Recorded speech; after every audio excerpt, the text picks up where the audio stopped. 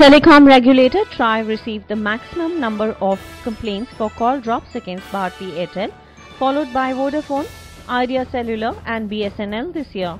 There were 31 complaints of call drops against Airtel in 2015 up to June 30th, followed by 17 against Vodafone and 10 each for BSNL and Idea Cellular. Telecom Minister Ravi Shankar Prasad said in a written reply to Lok Sabha. Besides, TRAI received 8 complaints against Reliance Communications, 2 against MTS and 1 each against Aircel and Tata during the reported period. Call drop in a network can occur due to various reasons, including insufficient coverage due to paucity of mobile towers and handover failure due to network congestion on account of more users in a particular area.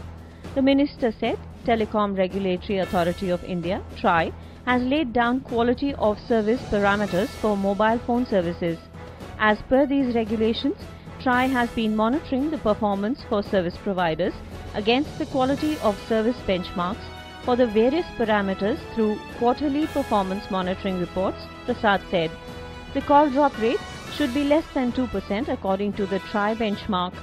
According to service providers, the common reasons attributed to call drops are equipment faults, frequent load shedding in some circles, difficulty in site acquisition, shutting off existing mobile towers due to radiation concerns, and restrictions near international border, the minister said.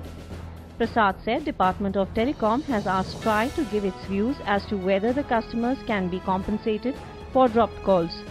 Meetings with telecom service providers have been held in April as well as second week of July 2015 on the call drop issue, wherein they have been asked to take immediate measures to address issues of call drops by radio frequency optimization, installation of new sites and in-building solutions, he added.